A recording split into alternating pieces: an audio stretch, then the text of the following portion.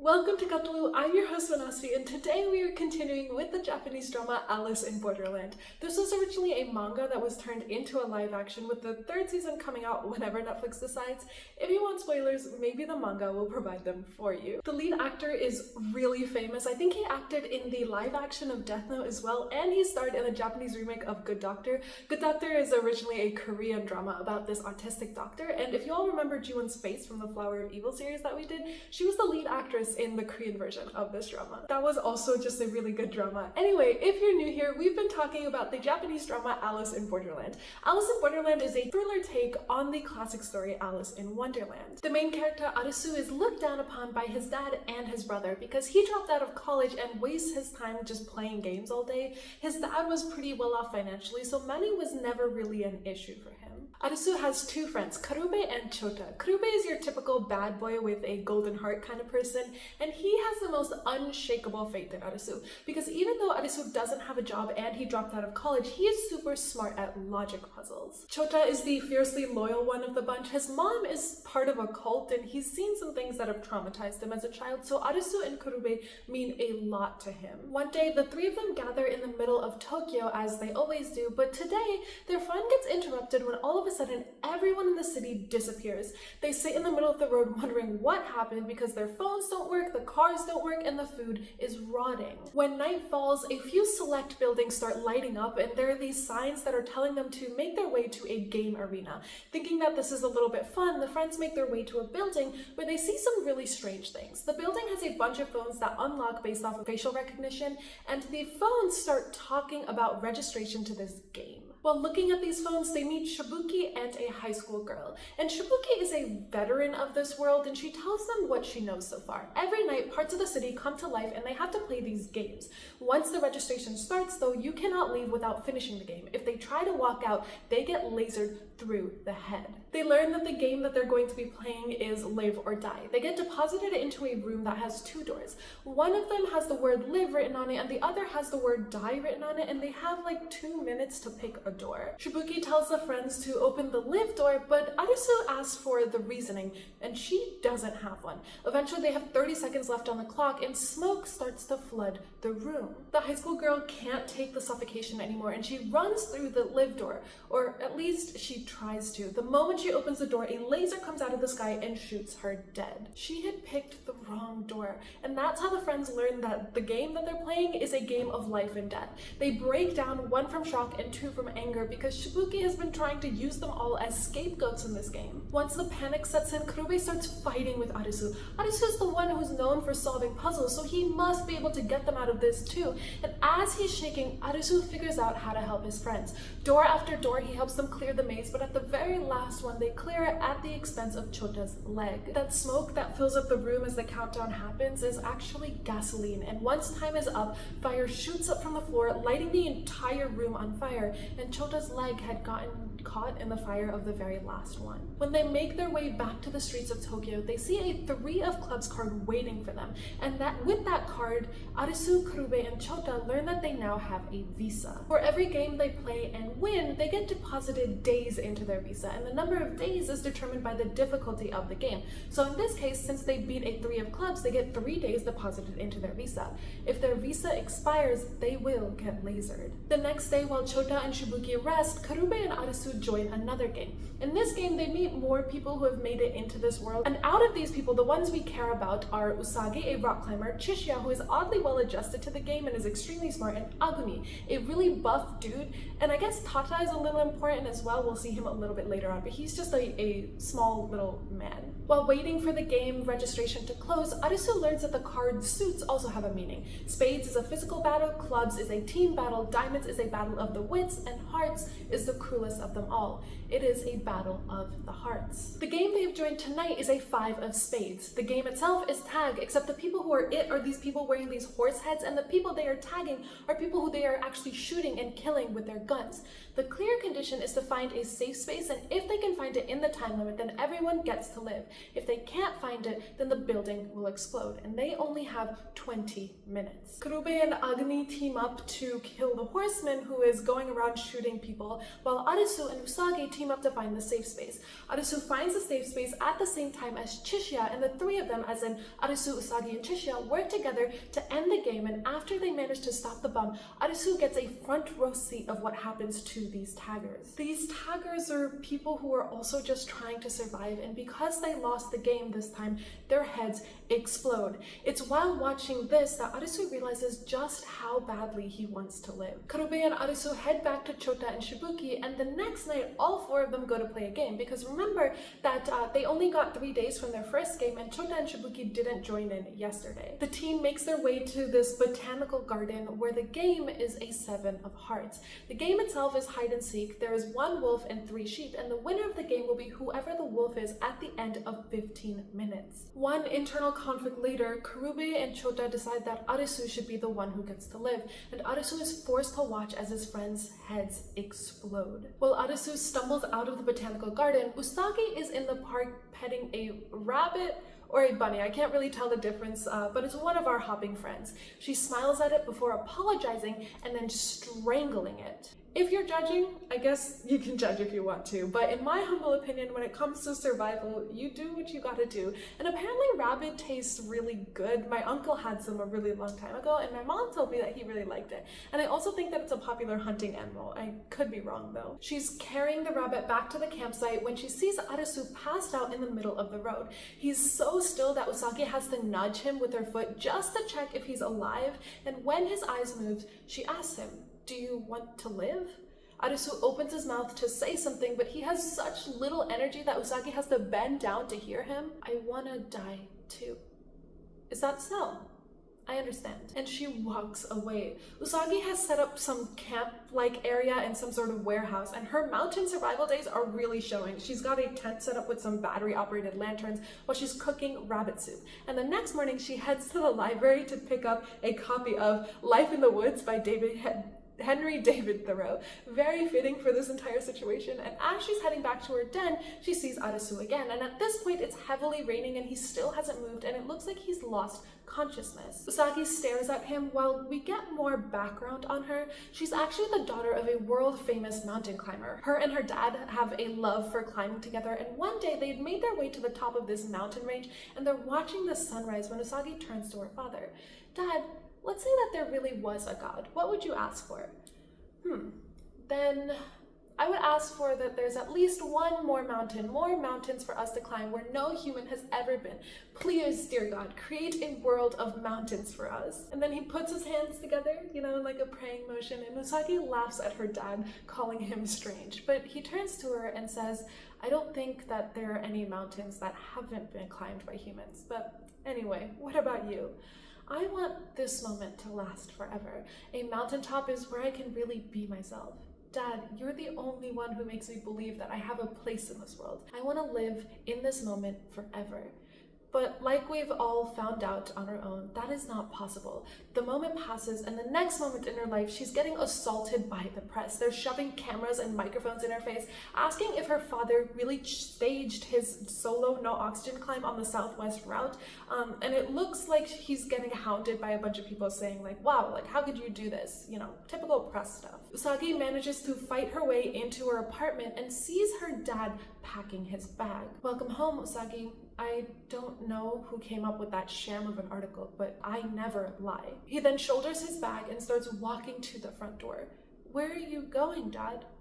"To the mountain." He pats her on her head, and Usagi watches her father's back as he puts on his shoes. She calls out to him one more time, and without turning around to face her again, he says, "The mountain is where I can be myself." He then gets up, puts his hand on their front doorknob, and pauses for a few seconds.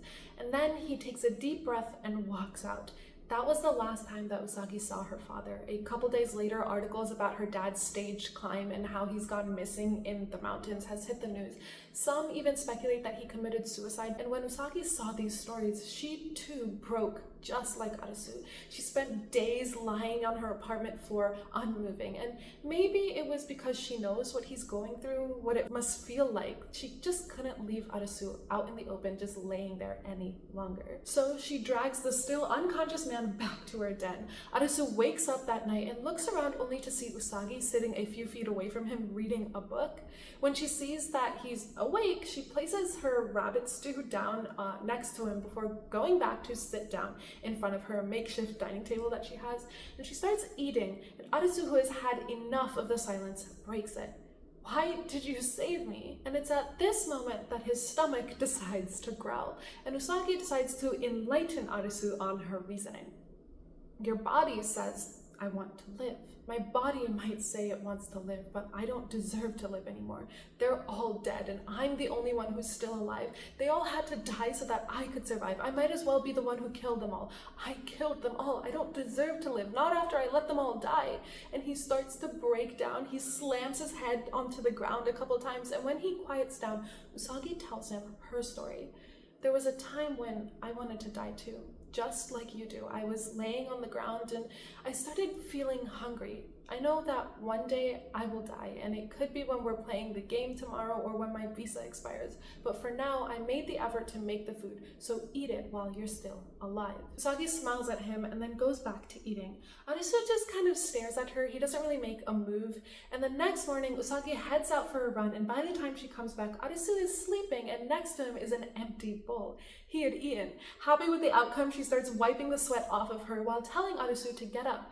Get ready, we've got to go play a game. Are you planning on dying by having your visa expire? She starts packing some things for the game like water and stuff, and when Arisu still doesn't move, she asks him, that time that you screamed at all of us in that apartment, that tag game, you risked your life trying to save everyone. Why did you do that? Just to jog your memory, this was the 5 of Spades game where he had found out that the horse people had this limited vision and then used that to his advantage to alert the others in the game about the tagger's whereabouts. And Arisu answers honestly, I didn't want to die then, and I didn't want anyone else to die either.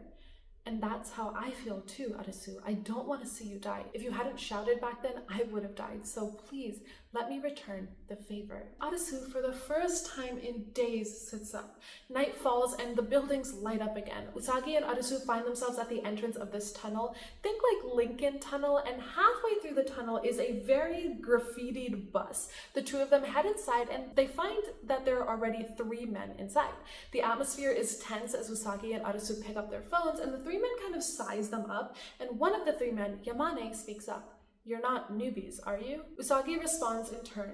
And what about you guys? Takuma, another one of the 3 men, lays out their stats. The 3 of them have survived 4 games together. They happened to meet at the very first game and have stuck together ever since. The last of the 3 of them, Saizen, I believe is how it's pronounced, adds, having friends makes the difference between winning and losing.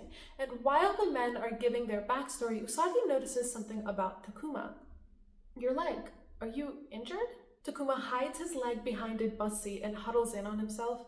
Yeah, I sprained it on a game. And now Alexa speaks up. Registration is now closed. The game will now commence. Difficulty 4 of clubs. There are a total of 5 participants. Game distance. Rule, endure the trial while striving for the goal within the time limit.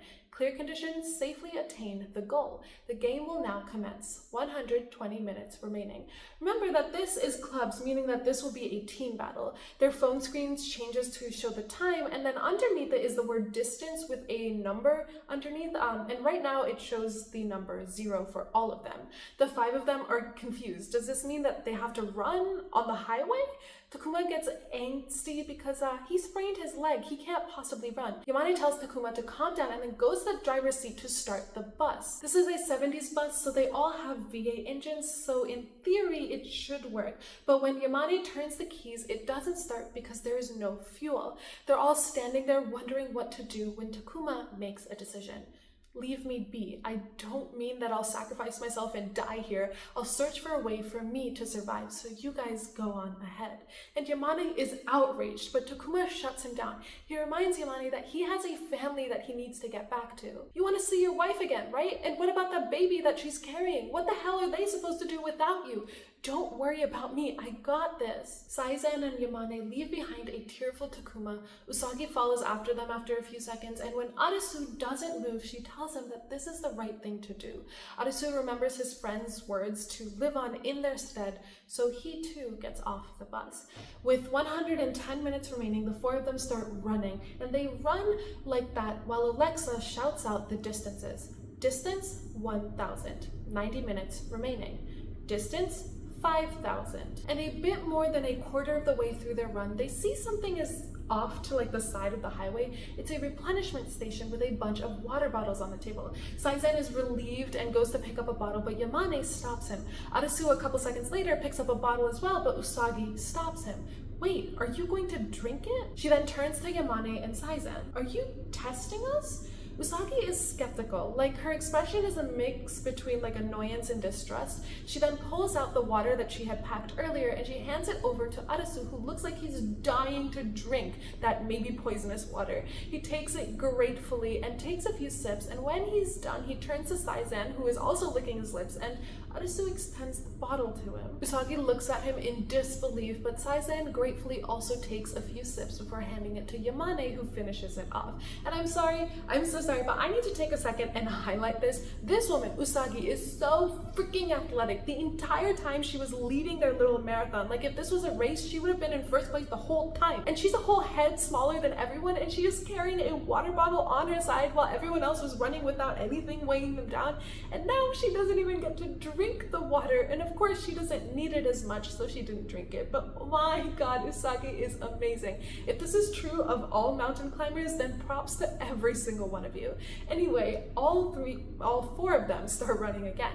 Distance, 6,000. And at this point in their run, they've made their way to this place that's very dark. There's a whole bunch of cars around them lined up in a way that cars are when there's like a traffic jam in the tunnel. Saizen starts complaining about how this isn't a clubs, but rather a spades because of all the physical exertion that they're doing, when Usagi, who is once again in front, suddenly stops running.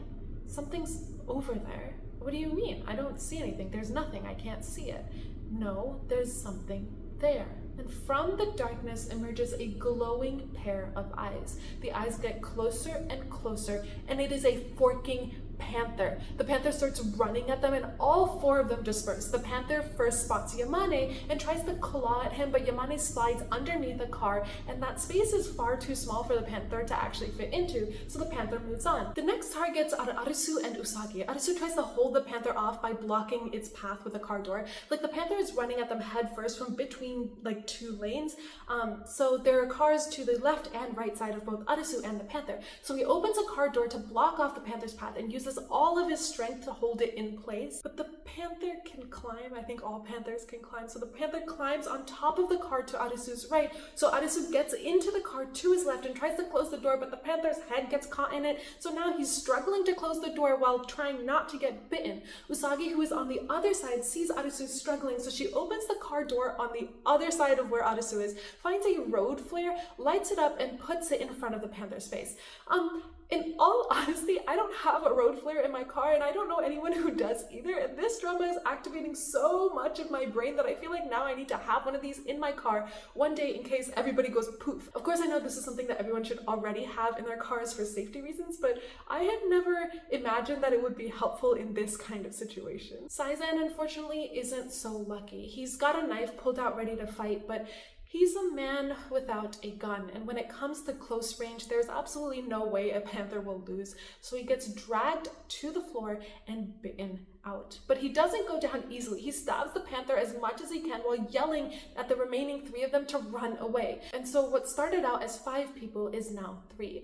Their long run starts again, and Yamane is slowing down. I can't run anymore. I can't. I'm done. I can't. And he stops, looking extremely defeated. I'd only been with them for a week, but it's like I knew both of them for my entire life.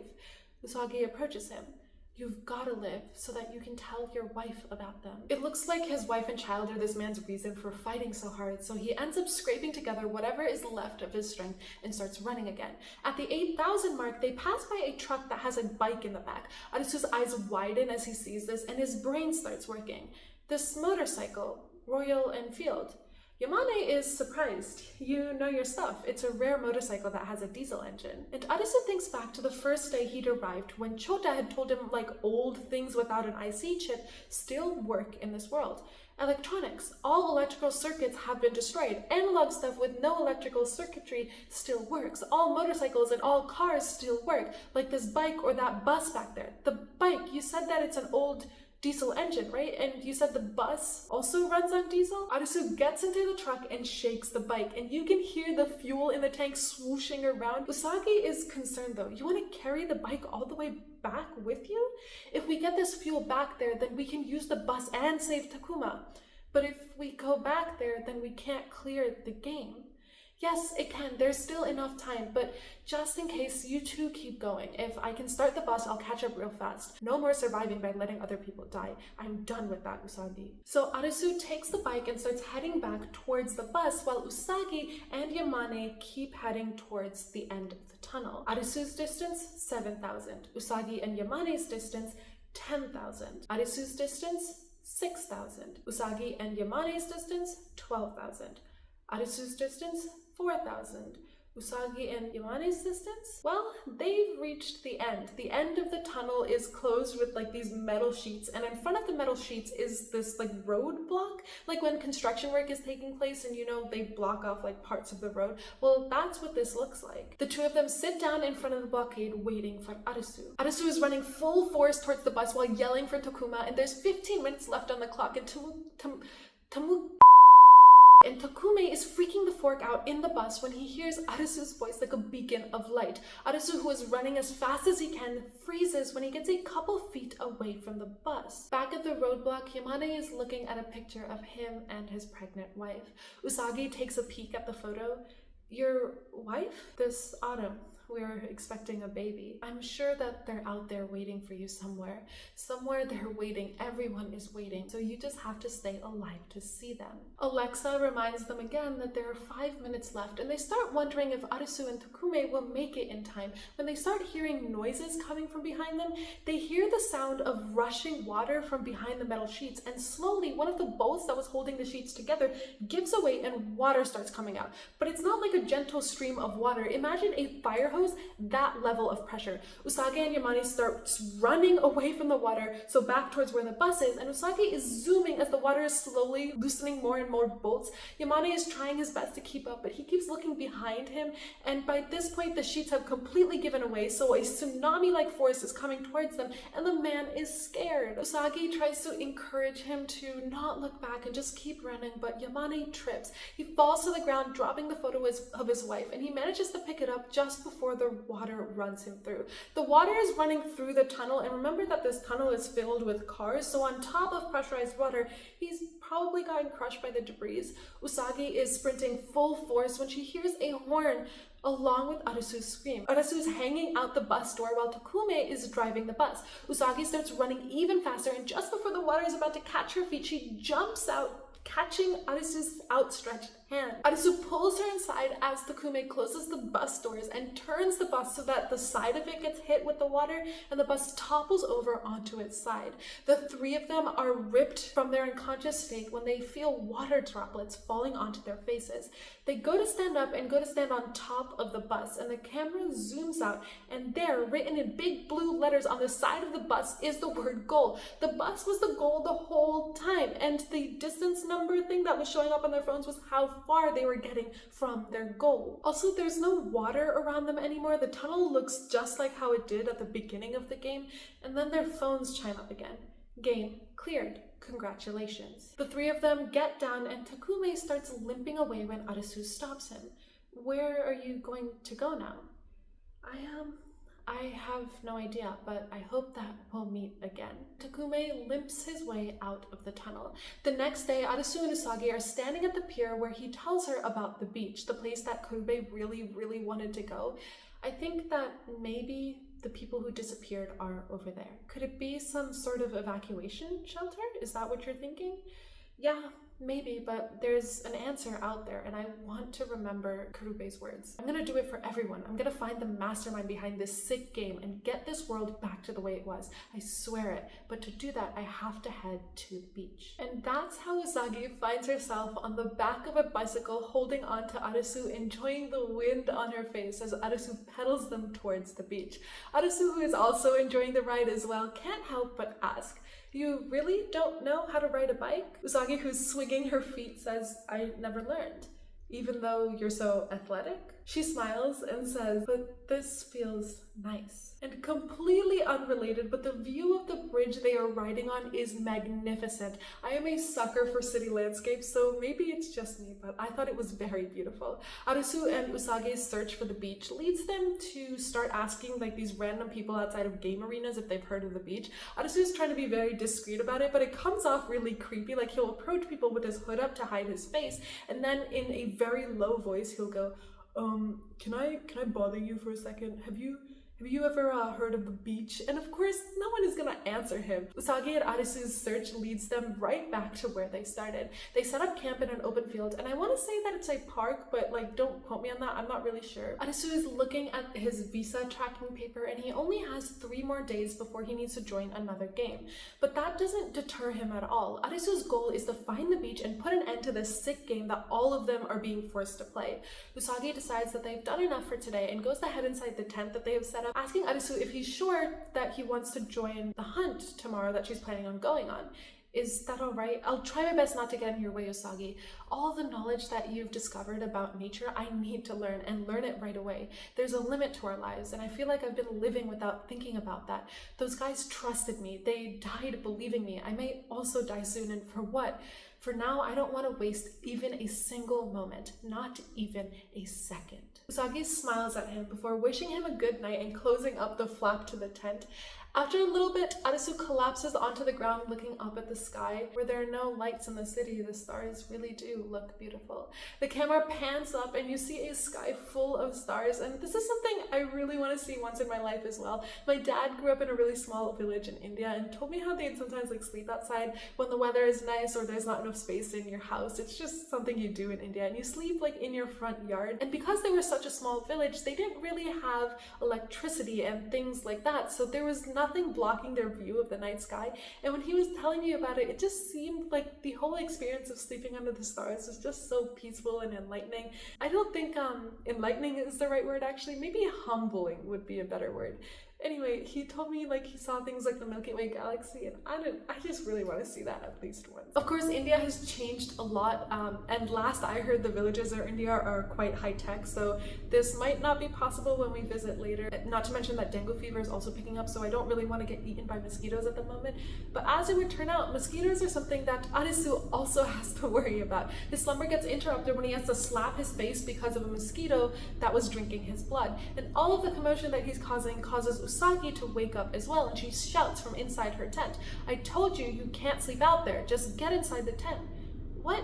But it's important to have sufficient sleep. If you can't even take care of yourself, you might die any time here. And so Arisu finds himself in the same tent as Usagi, shoulder to shoulder. Usagi is sleeping away peacefully, but our man Arisu is looking at her with wide eyes. He is nervous. I am 100% sure that this is his first time getting so close to a girl, and I'm not sure if he managed to sleep at all that night. But bright and early the next morning, Usagi and Arisu head to a more tree-dense area of the park looking for boars.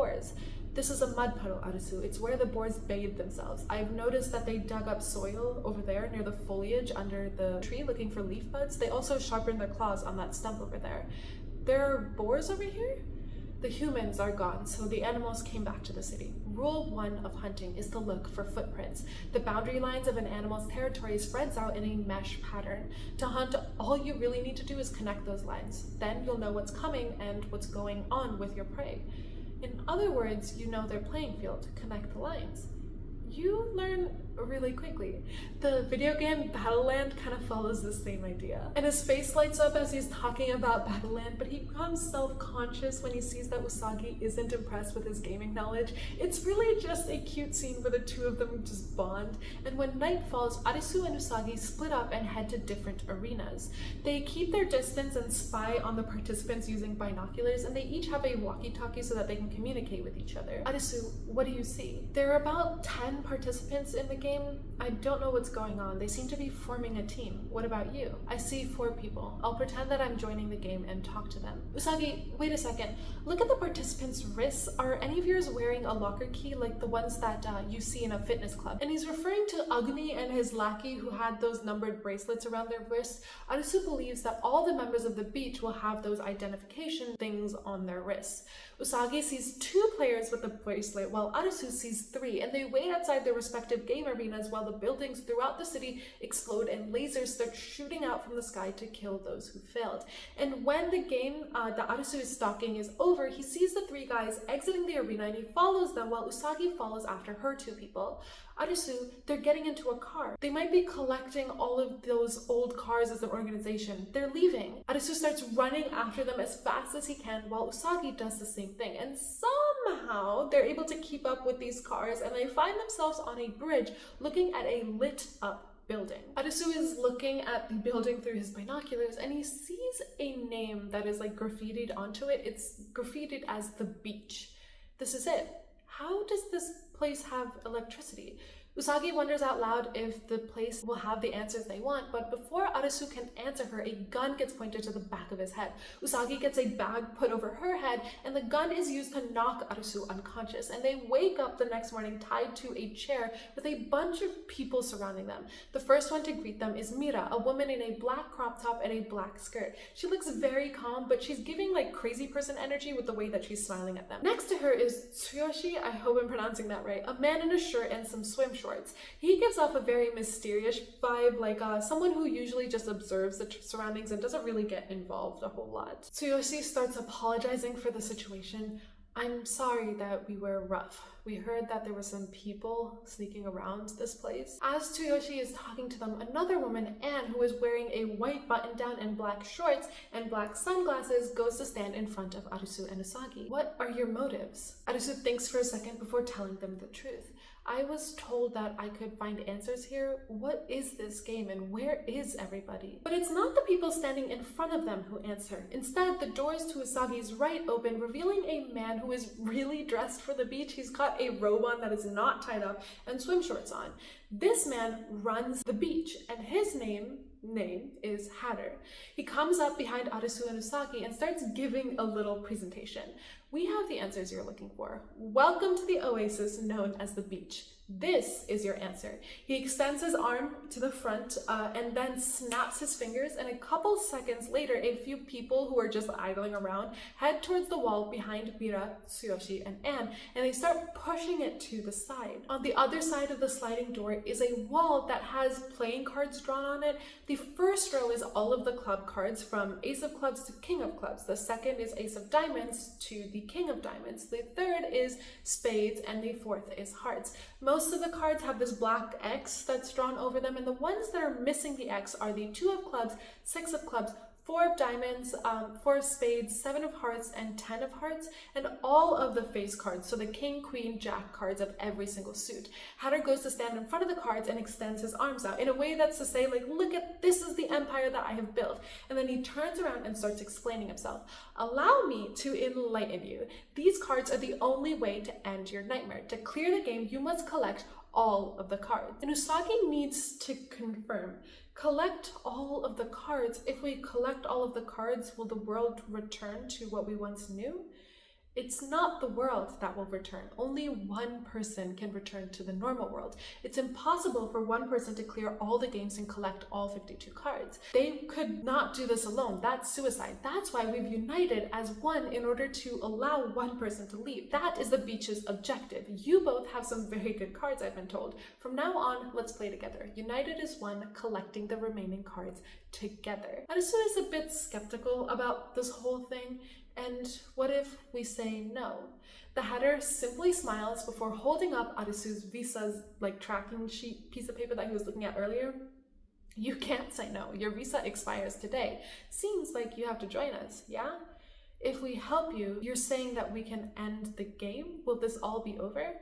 I can't answer that for certain, but there are indications that it's possible. Everyone in this room, long before you entered the game, has been searching this country.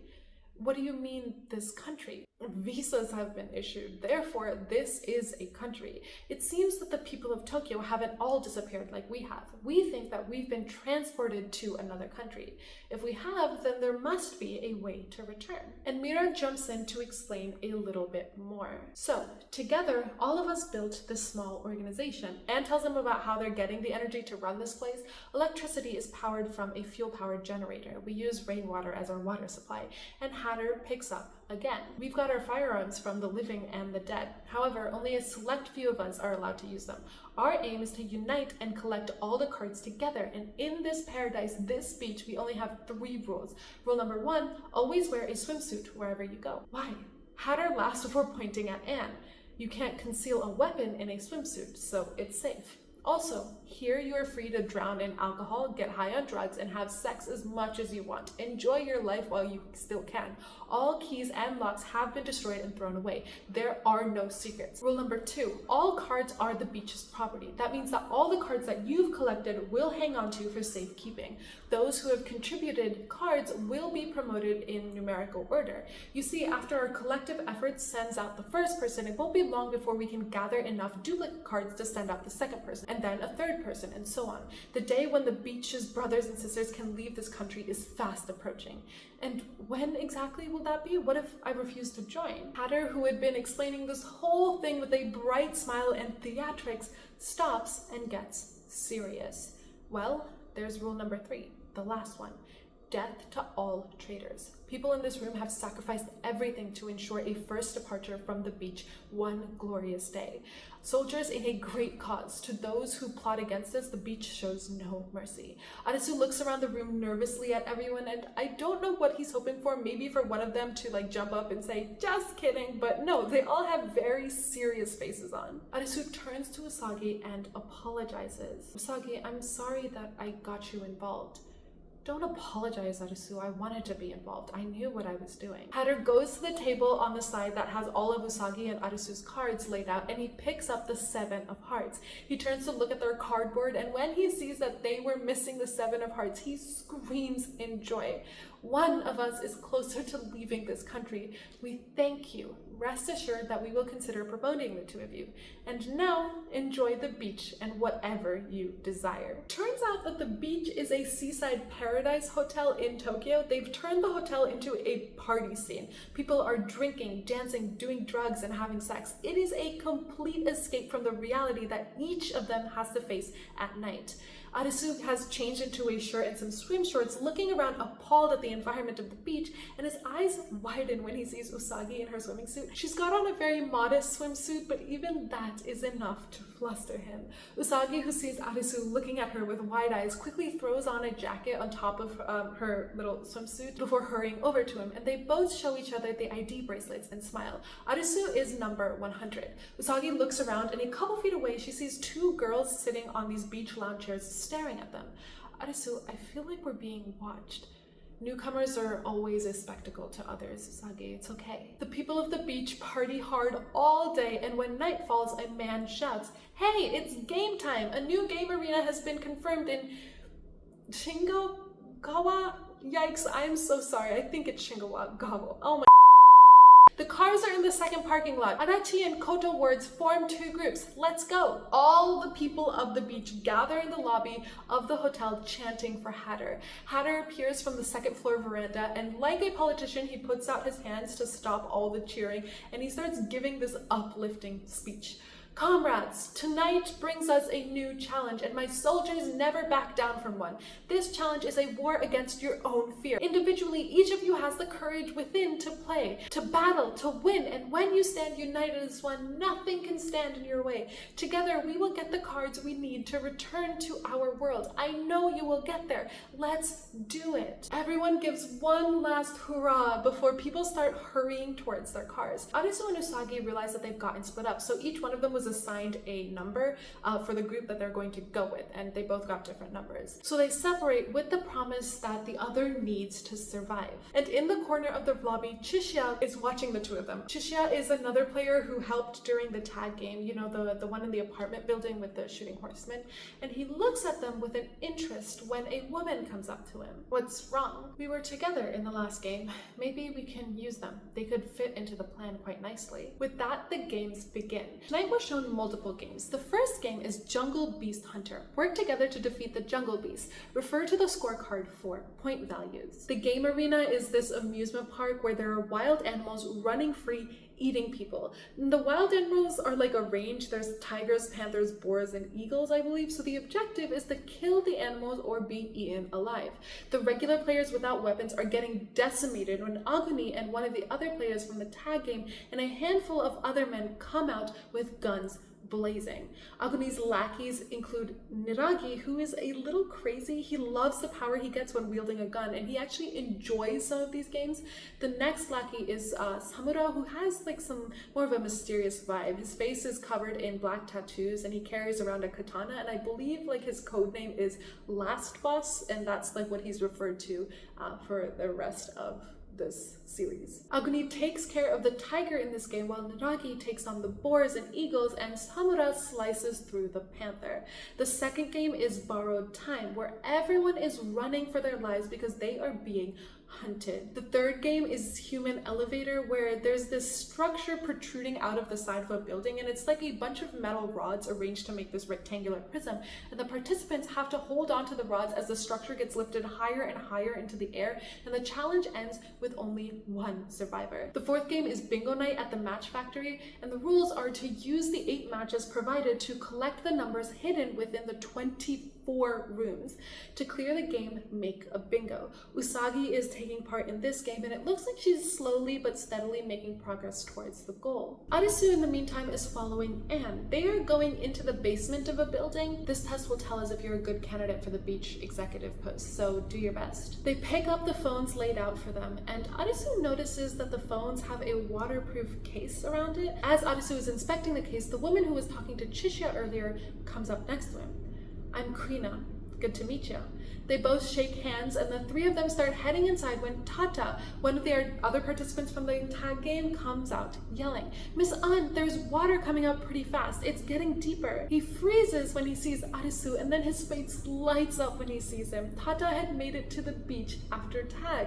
He now works mostly as a mechanic for the beach, and they all head inside after they say their hellos. And the game is taking place in an empty pit. Think about like an empty pool, and then add large holes on each side of the walls, and water starts flowing through in gallons out of those holes. And on the ceiling there are these metal rods that are extending like halfway down the room, and all of those rods are connected to this electrical device that's right now producing some sparks. In the pool that's slowly being filled with water, we have Anne, Kuina, Arisu, Tata, and 2 other women and 1 other man. Alexa starts explaining the rules of the game. Game entry is now closed. There are 7 participants. The game is about to commence. Difficulty 4 of diamonds. Game light bulb. Gameplay challenge. Which switch turns the light bulb on? Rule 1. Only one of the switches, A, B, or C, will turn the light bulb on. Rule 2. You only have one chance to leave the door open while flipping a switch. When the door is closed, you may flip any switch or as many as you would like. Rule 3. If a player is in the room and the switch is flipped on, the door to the room will be locked and cannot be reopened. Participants will only have one chance to answer as a group. The game is cleared when you determine which switch turns the light bulb on. As the water level rises, should water touch the hanging electrical wires, it's game over. One of the women gets curious if those metal things that are hanging from the ceilings are the wires in question, and she touches it. In the blink of an eye, her body is thrown to the other side and she lands on her stomach unmoving. She just got shocked to death. Panicking, Tata speaks up. "The water level is rising. If it gets high enough, we'll all die." "Okay, listen, we just need to know which of the switch turns the lights on, and I'll go into the room first. We'll take turns." Tata turns around to go into the room, but Arisu stops him. "If you go in, the door won't close." Kuina starts thinking out loud while Arisu's brain is fumbling because he is panicking again. "Let's see. Okay. You can only try once with the door open, but if we close the door, it doesn't make sense to flip a switch. We don't know if the light will be on or not." Arisu looks at the switches behind him, and Tata now has a new proposal. "Yes, but suppose we flip switch A with the door open, but the light bulb doesn't light. I say that you flip switch A with the door open. If the light bulb turns on, then it's switch A. If it's not, then it'll have to be either B or C. That way we've got at least a 50% chance of survival." Anne, who is currently calmly standing off to the side, says, 66%. Sato doesn't believe her. How in the fork is it 66? It should be 50, but let me tell you with my one AP Stats class that I took in high school that it is 66%, and if you're curious as to why, search up the Monty Hall problem. YouTube has a bunch of explanations about it, and it's pretty cool. It blew my mind the first time I saw it. Anyway, on turns to Arisu, who is still panicking. What will you do, Arisu? There's no other choice, Anne. Alright. With the door open, I'll flip the switch. If the light bulb doesn't light, then we'll be left with choosing between the other two switches. So a shot in the dark is what you're saying. With 7 people's lives? Or, sorry, I guess it's 6 now. It's all I've got, hon. If you know how to solve this, then tell us. I told you, Arisu, we are testing you. And Kuina is getting frustrated. Don't drag me into some rookie test. And taunts Arisu some more while the water level is rapidly rising. It's now up to everyone's waist level. Gonna give up? Think it through, Arisu. And he starts thinking through the rules again when something hits his brain and he tells Kuina to close the door. She's skeptical, but with Anne's insistence, she closes the door and Arisu flips switch A. He leaves the switch on for a couple minutes and everyone except An are getting antsy. The water level is now up to everyone's chest, and after a few more seconds, Arisu turns the switch off. Kuina opens the door and then Arisu flips switch B. When the bulb doesn't light, he tells Kuina to go and touch the bulb. Kuina hurries into the room and touches the bulb for approximately 0.5 seconds before she pulls her hand back because the bulb is hot. And with that, he has his answer. He attempts to say it out loud, but Anne beats him to it, and the water stops just a couple centimeters away from touching the metal rods. Game cleared. Congratulations. In relief, Arisu leans back on the wall and with a smile on his face, he starts explaining what he was thinking. The light bulb is incandescent. It stayed hot because it was on, and if it was cold, then it wasn't on. I threw the switch just to confirm it. And Anne adds, that raised the odds from 66% to 100%. Tacha is still, scratching his head about why it's 66%, but he doesn't care anymore. They survived, and that is all that matters. The team heads back to the beach, and Arisu is frantically looking around for Usagi. Usagi is doing the same on her side of the beach, and when the two spot each other, they rush to be closer. Arisu, you survived. Yeah, and you did too. They are so cute. They take a seat at the poolside and Arisu tells Usagi about Anne. She knew the answer the whole time and they were just testing me. Kuina spots the two of them from where she's at and she sits down next to Arisu. Is she your girlfriend? And Usagi quickly denies it. What? No, I'm not. If you two like each other, why not just hook up? You guys could die tomorrow, You should live while you're alive. My mother is sick in the hospital. She can't even go to the toilet by herself, and I wound up here. That's why I need to survive and go home, and that's why I quit smoking. Back in the day, I couldn't stop smoking, but to survive the game, you need to stay healthy. I absolutely need to survive and go back to my other world. Her talking gets interrupted by Naragi shouting. Naragi is one of Aguni's lackey. Hey, stop that crap music! And Aguni and his lackeys are walking alongside the pool. Kuina leans into Arisu and Usagi. They're the militant groups at the beach. If you want to live peacefully here, then do not mess with them. General Aguni is an ex-special forces officer. He controls all the weapons at the beach. The person who commands the beach right now is under number 1 Hatter and his lackeys, as well as the militants led by Aguni. Right now, law and order at the beach are very fragile. Both of these groups could clash at any time. Aguni pauses in front of Arisu and gives him a look up and down. Where's your friend? Oh, he's dead. What a shame, only the small fish survived. He then looks at Usagi, who is glaring at Aguni, and Aguni tilts his head a little bit. Hey, Naragi, bring that woman to me. Naragi goes to grab Usagi, but Arisu steps in front of her. Kuina tries to stop Arisu, telling him not to get involved, but how can he do that? He likes her. Naragi gets all up in Arisu's face. Are you a tough guy? My boss says that he wants a taste, so get out of the way. When Arisu doesn't move, Naragi asks Aguni what he should do with Arisu. Break both his legs so that he dies in the next game. The two other folks come out from behind Aguni and they grab Arisu. Naragi tries to reach for Usagi again, but Arisu comes running back. Aguni is about to get involved when another voice shouts, is there a problem here? Hatter had decided to join their little party and Aguni is not pleased.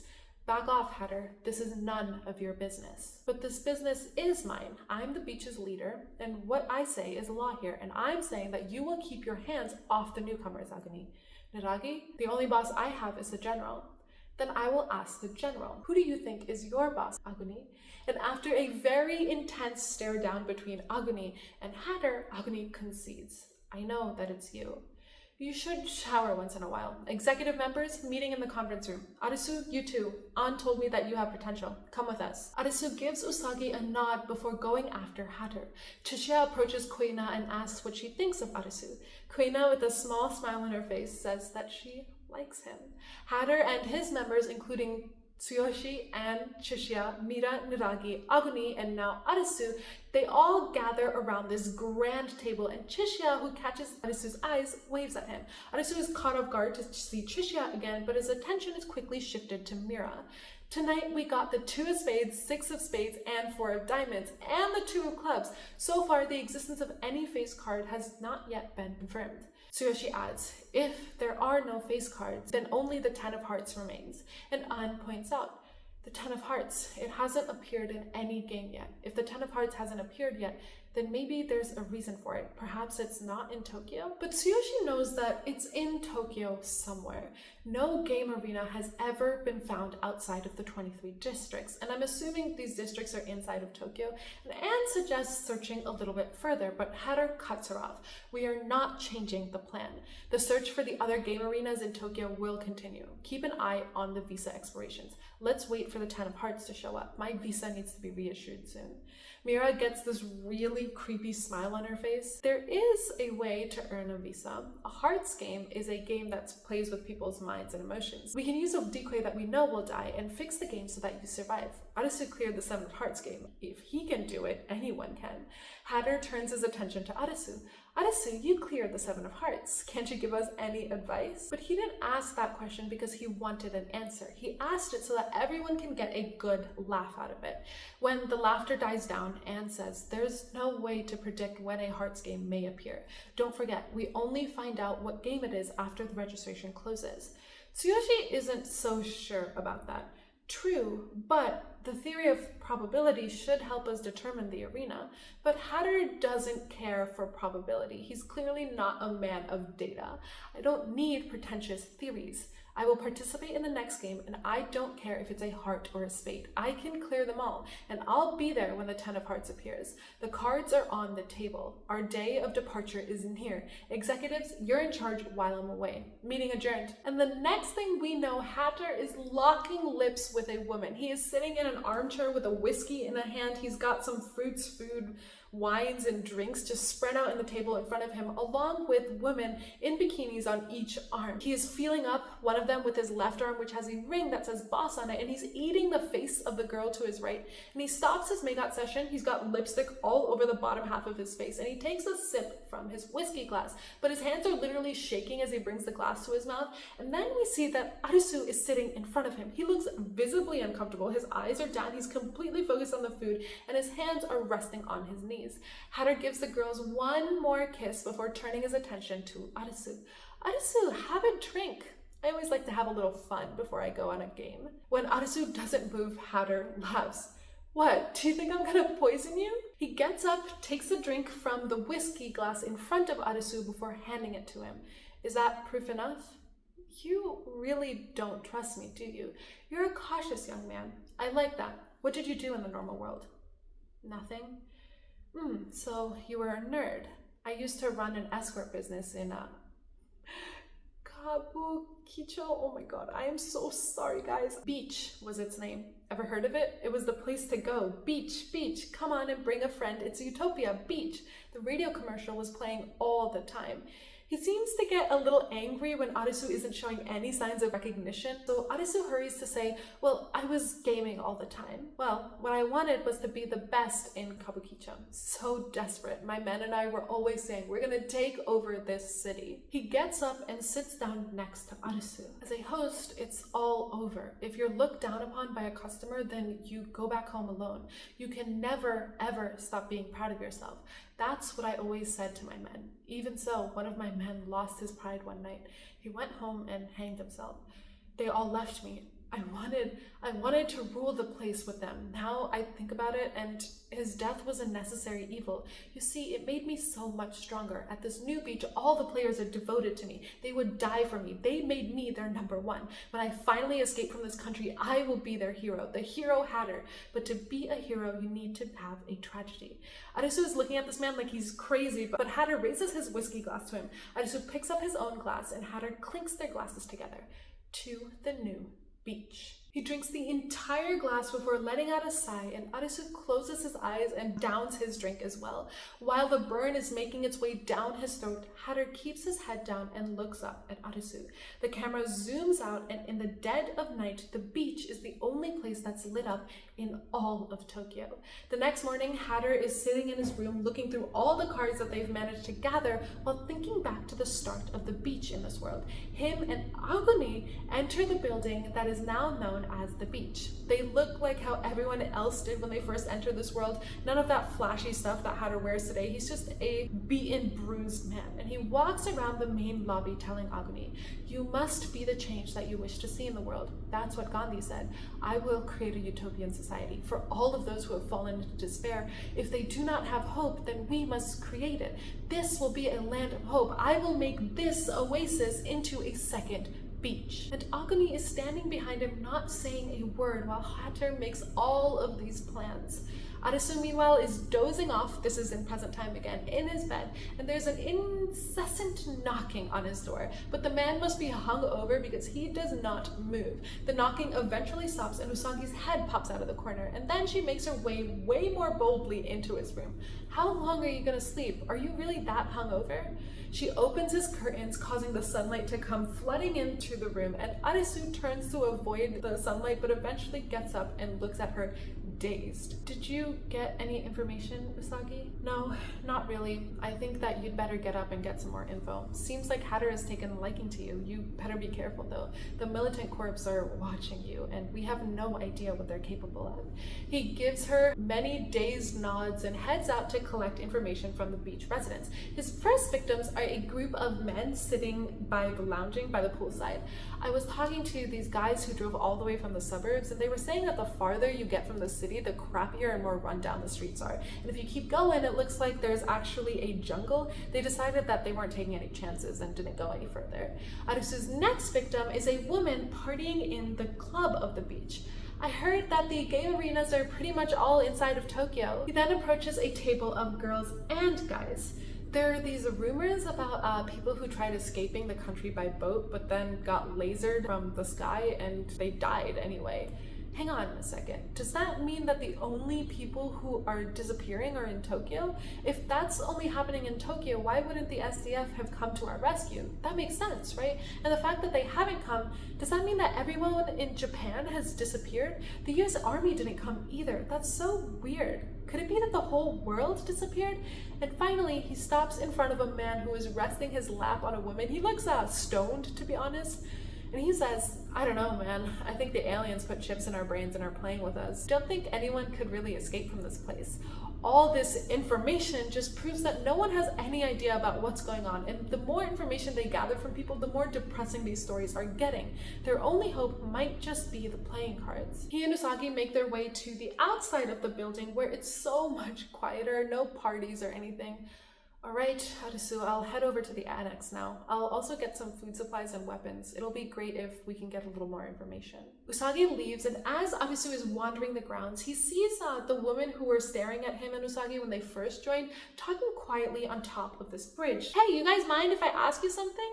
Startled, they turn to look at Arisu, and then the smaller girl of the two grabs the taller girl's hand and runs away. Wait, I'm not trying to hit on ya." "Yes, Arisu, because that will make them feel so much more comfortable." But before he can chase them, he hears a couple of gunshots. Scared but curious, he sticks to the walls until he approaches the corner, and when he peeks out from behind the wall, he sees 3 men with guns going up a flight of stairs back into the hotel. The only thing that was left in the corner where the shots came from is a dumpster that has a cover on it. Arisu slowly approaches it, and when he gets close enough, he has to cover his nose because of how foul it smells. He grabs the corner of the cover and yanks it off, only to see blue bodies. The beach has been killing people and keeping them here, and they've been doing it for a very long time if the bodies are blue. Horrified, Arisu takes a step back. This is the true nature of this utopia. Arisu looks up to see Chishiya. He's walking down the stairs in front of Arisu with Kuina trailing behind him. Rule number 3, death to traitors. The three of them head to the rooftop and Chishiya starts talking. Arisu, you and Usagi seem to have gathered a whole bunch of information. Are you two planning something? No, not really. All right, I'll cut to the chase then. How do you think you're going to live in a world full of despair? How? Look, all I want is some answers. Who's behind these sick games and who killed my friends Karube and Chōta? I thought I'd be able to survive and go back to the world the way it used to be, but if that's not possible, I want Usagi to return at the very least. She's the only reason I'm still alive. How very touching. This wish of yours sure is nice, but not very practical, I'll tell you. You'd have to win every single game coming up and become the next #1. Impossible. Look, it's not about you guys, all right? We think you have potential. That's why we're here right now. What do you mean? What would you say if I told you that things could play out differently? The next thing we know, Arisu is walking down the hallway of a hotel with Usagi by his side. She's telling him about the state of the annex. They've got a lot of guns down there. Their arsenal is in the deepest room in the annex, and they have patrols too. As long as they have those weapons, Hatter will be in control of everything. Arisu stops in the middle of their walk and looks out the window, and outside is a crowd. Literally everyone at the beach has gathered at the entrance, and they're all screaming and shouting as Hatter waves to all of them from within his car. He's going out to play a game. Chishiya is watching from the rooftop, and we get the rest of the conversation between Arisu and Chishiya. Hatter is making sure that he keeps control of the militant corps, but it's only a matter of time before they retaliate. And if that happens, this place will be run by a bunch of brainless idiots with guns. Then it's cut and dry. What are you planning? I'm planning to steal all the playing cards and bail off the beach. And back with Usagi, Arisu is talking out loud. Beach, a pseudo-utopia built on one guy's charisma. But then again, maybe we're the only ones who think that way. There is no utopia in this world. Usagi, we need to talk. Nighttime falls and Hatter and his little group have reached the arena. Hatter gets out of his car and is taking in the city. Kabuki district, this sure does bring me back. And he's walking towards the arena when we see a person's back cover half of the frame from the camera. The next morning, Tata is running through the resort hallways, down some stairs into a basement where An is dissecting human bodies looking for a GPS chip. She's trying to figure out how the hell those lasers are able to track movement so precisely every single time. This is where you are. I've been looking all over for you, An. Did I say that you could come in here? No, but something bad has happened. And Tata's eyes land on the bodies and he starts gagging. Just come with me, please, hurry. Meanwhile, Arisu and Usagi are also rushing through the hallway when Niragi blocks their way. Whoa, what are you guys doing here? What the hell do you two want? No one asked you to come here. Chishiya's voice sounds out from behind Niragi. Actually, I'm the one who asked him. Who says that you can go around summoning people now? If there's something important, then he has to hear. Let's go in, Arisu. Niragi shoots Arisu a dirty look before heading inside. Arisu says his little see you later to Usagi and walks in as well, and inside, laying on a table for everyone to see, is Hatter's body. All the executive members have gathered, and the word is that Hatter couldn't clear the game. Agony is standing at the head of the table just looking at Hatter's body. The maintenance team just happened to find him in Shinjuku when they were filling up the gas. Anne goes up to touch him, but before she can lay even one finger on his body, Niragi comes up next to her. Keep your hands off of him. You're obsessed with dissecting things. Anne moves her hand away, but she sees a bullet wound on his chest. Did the game he was playing involve guns? Tata speaks up from behind her. Seems like it. Apparently people around the game arena also had gunshot wounds. Niragi is laughing his butt off. Shit, it looks like he should have bought the militant corps along with him. And now a big question is lingering in the room. What happens to the beach? Mira pipes up. Nobody says a word about this, understand? We don't want people freaking out. Tsuyoshi steps forward. I'll step in as the leader since I'm number 2. But it's not gonna be that easy. Niragi stops Tsuyoshi's rise to power. Wait a second, shouldn't the strongest person be the leader? In case you didn't know, we're the ones who have been getting rid of all the traitors, but we've been thrown into the shadows the whole time. This bullshit ends now, you got that? But Tsuyoshi isn't going down without a fight. If number 1 dies, everyone moves up by a number. We all knew that. Yeah, well, this elitist dictator is dead. The power has shifted, hasn't it? Let's just be democratic and go with the majority. Who's with me and thinks that Aguni should be our new leader? When no one raises their hand, Niragi gets a little trigger happy. He looks to Last Boss, who moves from his spot and unsheathes his katana and points it at Anne's neck. So, I'll ask again. Who thinks Aguni should be the leader? Anne slowly raises her hand and Mira defends the democracy. It's still not majority vote, Niragi. Niragi goes up to her and holds his gun to her head. But I think it is, isn't it? You can vote however you want, right? And he licks his lips a couple centimeters from her face. When Mira's hand goes up, Niragi turns his eyes to Tsuyoshi. And how about the former number 2 over there? What do you think? Tsuyoshi raises his hand as well, and then Niragi looks towards Chishiya. And what about you? When Chishiya doesn't raise his hand, Niragi gets all up in his face. Chishiya, you're not looking down on us, are ya? But you all are stupid. Those eyes of yours really piss me off sometimes, you know that? You really think that you're better than us, don't you? As Niragi's gun starts getting closer and closer to Chishiya, Chishiya puts both his hands up in surrender. I vote for Aguni to be the leader. You don't want to lose such a precious vote, do you? With that, Niragi's gaze and gun turns towards Arisu. Hey, what are you looking so freaked out about? I thought I told you to give me an answer. Whose side are you on anyway? Arisu is leaning away from the gun when Last Boss suddenly charges towards him with his katana out. Arisu backs away frightened and Niragi laughs at him. Just about to shit your pants there, huh? Look at his face. Arisu also raises his hand, and with that, every single person in the room has voted Aguni to be the new leader of the beach. But Aguni doesn't look happy. Instead, he's just staring at Hatter's body. Mira once again tries to stand up to Niragi. If Hatter were alive, he wouldn't have allowed this.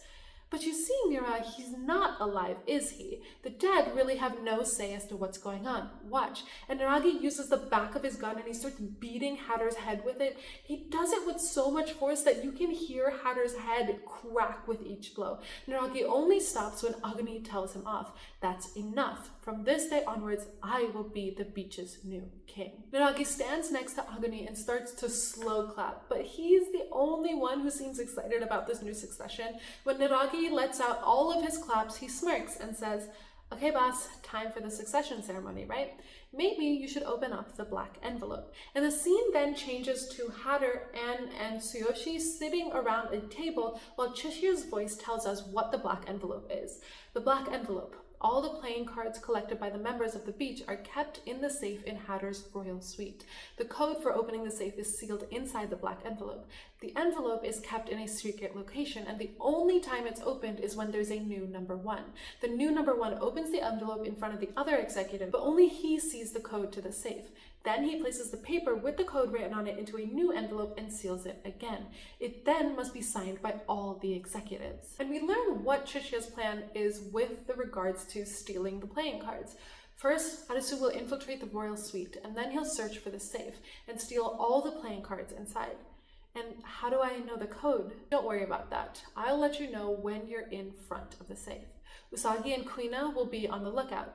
Usagi, who has been listening to this whole thing, just can't get behind it. This is far too dangerous. They'll kill us if they see us. Arisu turns to her. I don't think we have any other choice, Usagi. Now that Hatter is dead, the unity in the beach is wavering, and I think this plan could work out for us. Meanwhile, outside the lobby, Niragi has gathered all of the beach residents. I'm here to tell you that we have a new leader. Hatter is no longer with us, and that leader has been chosen. The new leader is Aguni. When the crowd starts muttering amongst themselves, Niragi shouts, "Everyone shut up! It seems as though Hatter failed in his game. He just couldn't crack it." A vote was taken and the executive decision was unanimous, and Aguni was voted as our new number 1. Now, let's hear from Aguni. You all better listen carefully. Aguni, as intimidating as ever, steps up. Niragi said everything that needed to be said. Now that Hatter is gone and I'm the number 1, I have full control over the beach.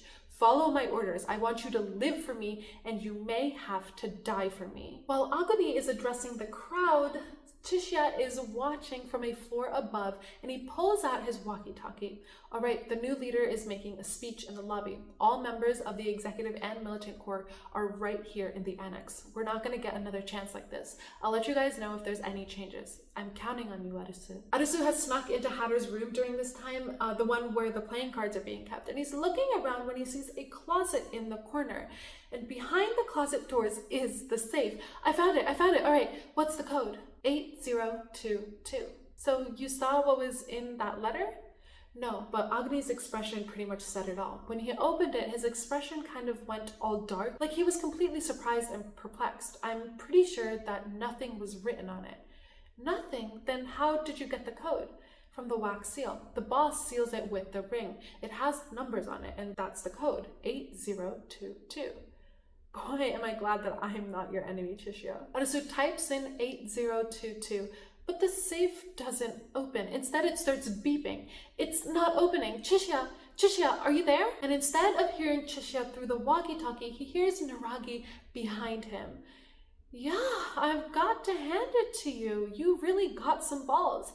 Arisu is shocked not only to see the entire militant group behind him, but Chishiya is also there playing catch with his walkie-talkie. And then from the entrance of the room, Usagi gets dragged in. Arisu gets up to go to Usagi, but Naragi uses the back of his gun to hit Arisu's head. And once Arisu is down, Naragi kicks him a bunch of times just for good measure. Unable to take the pain, Arisu passes out, and when he comes to, his hands are tied behind his back, his feet are tied to the chair that he's sitting on, and his mouth and eyes are duct taped shut. He struggles in his bindings while Naragi starts talking to him. Rumor has it that your visa expires tomorrow. Without your sense of hearing or your sight, you're like a sitting duck. I can just imagine the terror that you're feeling as you sit there and wait for the laser to burn through your skull. But for now, I'll just enjoy all this precious time I'm gonna have with your girlfriend. See ya! Hearing this, Arisu starts struggling even harder, but it's no use. Meanwhile, Anne is dissecting Hatter's body, and inside she finds a small bullet. It looks like one that came from a shotgun, like a handgun. And do you know who else has a handgun? Aguni. The man is currently staring out the patio doors, and whether he's staring at his reflection or the view outside, we will never know. Kuina, on the other hand, is standing guard outside of Aguni's door. She's keeping an eye on him while Chishiya enters Hatter's old room, and he's talking to Kuina about Arisu. I have no idea if Arisu is smart or stupid. There's no way they'd keep cards in an ordinary safe like that. Then where do you think the real safe is? I'm not sure, but when Arisu found the fake safe, Aguni, who's usually really good with poker faces, was glancing towards something else. I think whatever's in that envelope isn't the code or some blank letter. I think it might be a drawing. He walks up to a deer painting in the room and pulls it off the wall, and sure enough, there is a safe behind this painting. Chishiya enters the code 8022 and the door opens, revealing the box containing all of the cards. So this is why you sacrificed them. Yeah, well, you gotta give something to get something. They were pawns, that's all. Shit happens. Yeah, well, all I know is that I sure as hell wouldn't want to be your enemy, Chishiya. Yeah, I get that a lot. Kuina, however, doesn't respond because Last Boss has entered the hallway. He walks past her, and when he's like 3 steps in front of her, he stops and looks back. Kuina, after staying still for a couple of seconds, winks at him, which I guess is enough to signal that Kuina isn't up to something nefarious because he walks away. Meanwhile, Usagi is getting dragged into a hotel room by the scum Naragi and his posse, and they throw Usagi onto the bed, and then each person grabs a hand or a leg. Basically, Usagi doesn't have a single free limb to cause any bodily harm to this man. Naragi gets on top of her and he starts licking her. It's actually really disturbing as is, because for some reason the directors decided to add in the sound of his tongue so we hear the licking as well. Very unsettling. He removes her sweater and lifts her swimsuit top to continue with this disgusting act, and while he's licking her, he says, rape, assault, fraud, arson, and murder. Why do you think these things are all against the law? Because they're all our nature. Left to our own devices, humans will rape, steal, kill each other, because that's what we're all about. But there are no laws here, are there? It's a waste to deny our basic instinct, don't you think? I mean, it's inside of us all. It empowers us all, doesn't it? And then he goes in for a kiss, but that lasts about half a second because Usagi bites the man's tongue so hard that his mouth starts to bleed. Angry, Naragi slaps her twice and attempts to go back in when the lights in the hotel room go out. A couple seconds later, the generator kicks in and the lights are back on, but behind Naragi, the TV was also switched on. Backstabber Chishiya is outside getting ready to leave when Kuina questions, "Don't you feel sorry for him? Arisu, I mean. Sorry for him? Don't you want to live, Kuina? Sometimes we have to do things in order to survive. If you're so worried about him, then you should go and help him." He starts walking towards the exit when something seems off to him. No way. Seriously? Kuina, who has now also made up her mind, starts walking to the exit when Chishiya stops her. He takes his bracelet, the one with the number, and he throws it at the exit that the two of them were just trying to walk out of. And the moment the bracelet is underneath the archway, it gets fried, and the two of them watch as the laser field goes up all around the beach. Arisu is still struggling with his bindings when a male voice comes through the intercom. "We'd like to take this opportunity to sincerely thank you for staying at the Seaside Paradise Hotel in Tokyo. As a token of our appreciation, we will now commence a game with all 58 participants in the venue. The game will now commence. Difficulty 10 of hearts. All participants must assemble in the lobby. The rules of the game will then be explained. All participants must assemble in the lobby." While Naragi and his team are distracted, Usagi uses this chance to push past them into the hallway, and everyone is rushing towards the lobby where all of these phones are waiting for them on the table. Usagi rushes to the lobby, but after grabbing a phone, she sees that there's a crowd forming elsewhere. She breaks to the crowd only to see that they've gathered around the body of a young woman who has a knife in her chest. An even younger woman, when she sees the body, shouts "Momoka!" and crouches down next to her friend's body. And these two women are actually the women that we have seen before. They were the ones who were staring at Arisu and Usagi when they first joined, and also the girls who ran away from Arisu right before he found that dumpster full of bodies. At this point, everyone but Arisu is in the lobby, and Alexa starts giving out instructions again. Game, witch hunt. The murderous witch who killed this girl is hiding amongst you in plain sight. The witch's role is not limited to a woman. To clear the game, you must find the witch and burn him or her in the fire of judgment. Time limit 2 hours. And outside, everyone can see that a bonfire has been started. Arisu is still struggling in the basement as the timer starts counting down and the game begins. And that is where I'm going to end it for today. Okay, I have thought a lot about whether I want to say this or not, but I'm just gonna say it. It's not a spoiler, but if you have watched season 2, have made it to the end of season 2, and know what the ending is, you have to go back and watch season 1 again. I didn't even realize this when I was watching season 2 because it came out like a lot later than season 1, so I had forgotten about all the emotions during this point in the season. And it's just like, once you know the ending, you can never look at these games in the same lens. Literally impossible. Anyway, I hope that you're enjoying this series so far, and I will see you all next time. Bye!